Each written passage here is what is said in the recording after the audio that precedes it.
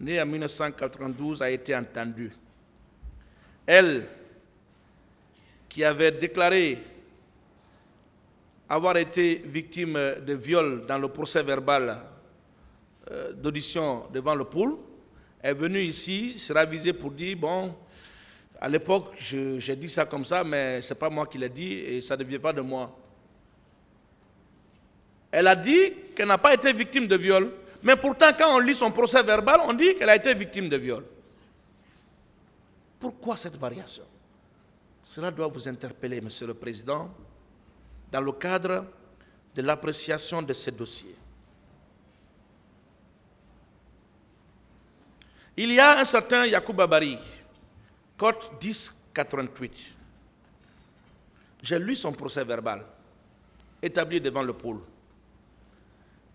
C'est lui qui a dit qu'il a vu le président d'Addis masqué, en train de conduire une voiture. Mais il est venu ici, on lui a opposé ses déclarations, il dit non, ça ne vient pas de lui. Vous savez, à chaud, dans la passion, dans le militantisme, on a beaucoup entendu. J'ai même écouté sur les ondes de la RFI un autre qui déclarait que j'ai vu le capitaine Moussa Dadis au stade.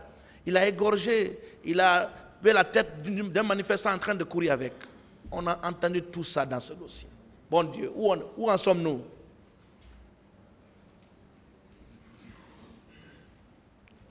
La contre-vérité est de trop, Monsieur le Président. Monsieur le Président, je vais à présent m'intéresser à la vacuité des réquisitions du ministère public. Je dis bien la vacuité des réquisitions du ministère public, puisqu'elles n'ont pas contribué à construire le droit dans ce procès. Je n'ai pas reconnu ce ministère public. Pourtant, à part M. Sidiki, que je n'ai pas pratiqué, mais dont j'ai entendu les échos parquetiers dans l'âme, qui n'a pratiquement fait le parquet depuis qu'il a pris fonction de magistrat, M. Algassimou, que je qualifie affectueusement le magistrat polyvalent, pour avoir été un célèbre juge civil apprécié de tous et qui s'est aussitôt illustré au parquet depuis le tribunal de Kaloum, en passant par Pita Sigiri et le tribunal de première instance de Dixine. Je ne les ai pas reconnus.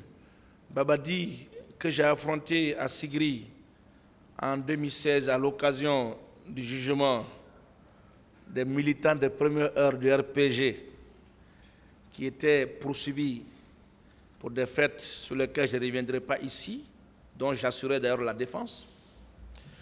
Monsieur le Président, je n'ai pas entendu le ministère public faire l'apologie de la règle de droit. Peut-être que j'ai mal appris mes cours, mais M. Silla m'a enseigné que le ministère public a pour mission de requérir l'application de la loi. À moins que les règles ne changent dans ce prétoire, je pense qu'il est de leur mission de requérir l'application de la loi. Mais lorsque le ministère public s'éloigne des considérations légales pour faire le porte-parole des formations politiques, il passe complètement à côté de la plaque. Et c'est ce que ce ministère public a fait dans ce dossier. Ce ministère public vous dit, le président Moussa Dadis avait fait la promesse de ne pas se présenter aux élections et que par après, il n'a pas tenu à sa promesse, il a voulu se présenter. Cela est constitué d'un acte matériel de complicité. Bon Dieu. Notre maman a répondu à cela, j'y reviendrai pas. Le ministère public prend pour argent comptant, considère les propos de Toumba comme étant une parole d'évangile, en soutenant que la question de garde parallèle est bel et bien établie et que le président Moussa Dadis en est l'instigateur. Maître Almami Samori vous a expliqué la valeur juridique de la déclaration d'un accusé qui ne sert qu'à titre de simple renseignement. J'y reviendrai. Monsieur le Président, le ministère public vous dit que le capitaine est coupable parce que le recrue de Kalea était formé par des Israéliens. Ça, ce n'est pas un argument.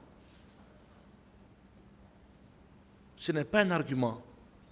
En 2012, plus de 1000 jeunes ont été recrutés en Haute-Guinée, ici, à la Casse et ailleurs, pour être envoyés en Angola pour des formations militaires afin d'assurer la sécurité du président Alpha Condé.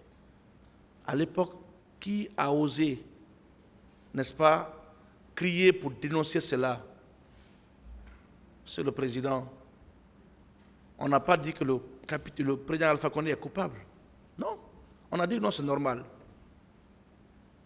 J'y reviendrai parlant de Kalea. Monsieur le Président,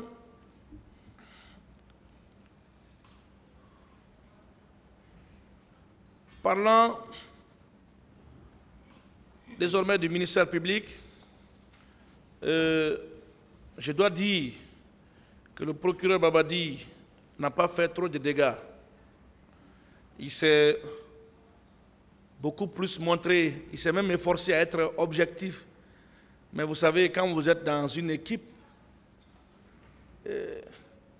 vous êtes obligé de mélanger les opinions.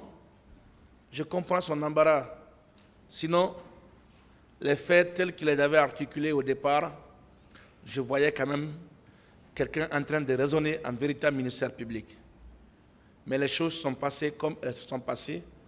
Je ne suis pas dans leur secret, mais je suis à mesure de douter fort qu'ils puissent adhérer aux conclusions de ce ministère public, puisque je le connais un peu.